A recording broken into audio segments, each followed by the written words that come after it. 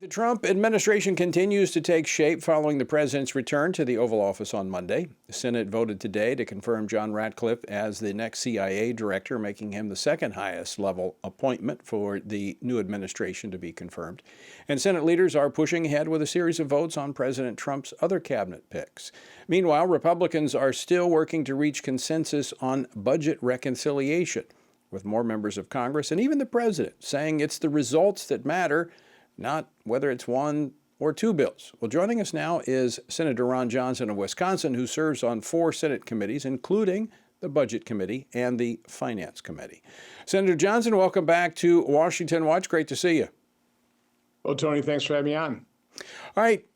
Where are we on this reconciliation? We've got 1 bill, 2 bill, and now you say maybe 3 is the best way forward. Well, Tony, I come from the private sector, and I'm a firm believer in the KISS principle. Keep it simple. I'm well aware of the grotesque dysfunction here in Washington, D.C., also very well aware of the slim margin in the House. We got a little bit more leeway in the Senate, but again, that doesn't necessarily guarantee success.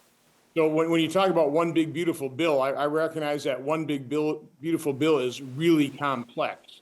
And what I think, we need to really lay out the goals. And the first goal is what President Trump ran on his 2016 election, then 2024, because Biden opened up the border, is we have to secure that border. We need to make sure this administration has the resources and funding for the full 4 years. That's something we all agree on. So get that one done off the table. Then we have this massive automatic tax increase barreling toward us. By the way, we did that because we couldn't have the pay-fors to make it permanent, but we have this massive automatic tax increase. Let's take that off the table. I understand that the whole discussion around President Trump's tax proposals, the SALT deduction. I want to take the time to simplify and rationalize our tax code. So what we can do is we can just extend current policy, get that off the table, assure the American public there's not going to be a tax increase. I think that would be very good for our economy. Private sector wants stability, they want certainty. And then let's take our time to simplify, rationalize our tax code, and make sure that whatever we do is permanent, so we're not facing this another fiscal cliff like this. So again, I think 3 makes sense, because I think we can knock the 2 out pretty fast, and then take our time, because we'll have the time to get tax simplification right. Now, does the reconciliation process allow for 3 bills? Absolutely. So what we're going to first be doing is we're going to be passing a fiscal 2025 budget. We're 4 months into that fiscal year already. By the way, I didn't even mention the complications of increasing the debt ceiling, funding 2025 before we turn our attention. So yeah, we would pass a 2025 budget, as bizarre as that sounds, use that for the first 2 reconciliation packages, and then turn our attention to a fiscal 2026 budget. And then we would use that for reducing the size of government. I have proposals on that as well. We've not returned to pre-pandemic levels. 2019, we spent $4.4 trillion. Pandemic spending spree, $6.6 trillion. Well, we haven't reduced that. A family, if you have a major medical issue, maybe they have to borrow $50,000 to pay for bills. They're not going to keep borrowing and spending that level if they get well. They're going to return to their reasonable baseline of spending. We didn't do that. For the last 5 years, we spent $6.5 trillion. So we need to work hard to reduce the level of spending. I thought it was interesting in President Trump's Davos speech, he mentioned the fact that because of this gross mismanagement on the part of Biden, we're spending $1.5 trillion more than we would have under his projections. So I've actually been talking about the budget he proposed was about $5.5 trillion versus the $7 trillion. So we need to, in some way, shape, or form, return to that pre-pandemic baseline. And again, that's going to be complex to do. Once government gets kind of attached to that funding stream, inflated funding stream, dialing it back is a challenge, but needed, absolutely needed. When you look at the fact that our interest on our debt is more than what we're paying for national defense, there's something seriously wrong there. Is it a foregone conclusion that Democrat members of the Senate will not vote for the extension or the making permanent the tax cuts? They want to vote a tax cut upon the American people? Well, they want to vote a tax increase on some of the American people. I think a good chunk of that, the middle income tax cuts, they'd want to extend as well. But, to get back to spending, what I proposed is, rather than talk about cuts, why don't we go back to other baselines? President Trump's budget would be one. That's $5.5 trillion. If you'd use President Clinton's back in 1998, the first time we had a surplus since 1969, and if you increase that budget, it was 1.7 back then, by population growth and inflation, and you use this year's Social Security, Medicare, and interest, at current levels. So you basically exempt Social Security and Medicare. You spend what you need to spend. That also would be $5.5 trillion. And President Biden is projecting $5.5 trillion worth of revenue. Tony, we'd have a balanced budget.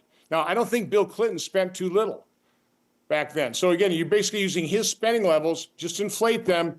We'd have a balanced budget. And by the way, if that's too reasonable, use President Obama's 2014 spending levels, do the same thing, it'd be 6.2. So there you've got your range, somewhere between $5.5 and $6.2 trillion versus the $7 trillion we're spending basically this year. So let's talk about the obstacles to get there. What stands in the way?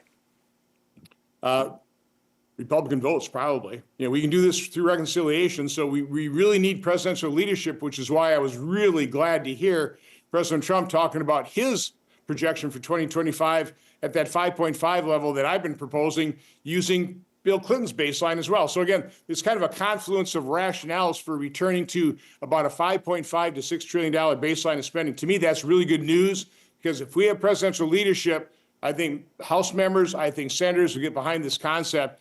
Again, we can do this quick. I actually printed out that budget. It's about that thick, over 6,000 line items, a couple hundred pages worth. I can drop that today. I'd vote for it. All Republicans should vote for that. If I recall correctly, Senator Johnson, before the pandemic, in the last budget, I think the President Trump proposed, it was actually lower, and Congress beefed it up.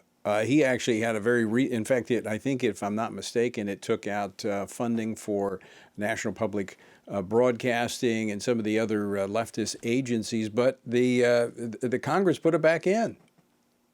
Well, we have big spenders in our Republican Party here in Congress, too. So that's why we need presidential leadership. Obviously, he ran on reducing the size, scope, and cost of government, its influence over our lives. If you want to do that, don't fund it. Again, we'd still be spending somewhere around $6 trillion, which is still trillions of dollars too much, but that would be a reasonable level to return to.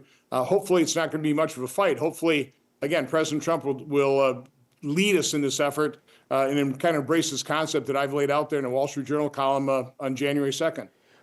That would be absolutely amazing if we could balance our budget. I mean, it can be done, but if we had the intestinal fortitude to actually accomplish it, that could be quite. I mean, the impact that would have on our economy. I mean, that would fuel economic growth, would it not? Absolutely. And again, I'm using a rationale. Go back to Bill Clinton's budget, grow it by inflation population. We'll use his spending priorities. We'd be at $5.5 trillion. Or again, use President Trump's projected budget. I don't care which one we use. We can mix and match. Some things we can increase, some things we can decrease. We can get into greater detail, but that's the general framework. That's how we control government spending. Here's a challenge. The clock is ticking, and we're having this debate's been going on now for a few weeks about one bill, two bill, one bill, two bill. If we don't do something, we're going to miss the opportunity. Well, I think Chairman Graham, chairman of our budget committee, I serve in that committee with him. We're in talks. We're meeting with the House Freedom Caucus individuals who are being more than reasonable, as I think we are being more than reasonable. I think Lindsey wants to plow forward. So if President Trump gets behind this effort, we'll plow ahead and we can get this done literally in weeks. Now, the reconciliation process, does that have to originate in the House? I think we can pass our budget here and marry it with a House product. It's not the same thing as like a tax bill or something. So I think we can lead this effort if the House is having trouble kind of gaining consensus. Again, keep it simple. Let's break this up into pieces. I think it's eminently doable then. Senator, I have to say it makes a lot of sense. especially if it can get us back to that place of having a balanced budget. That could be huge for our country. Senator Johnson, thanks so much for joining us. Always great to see you. Have a great night.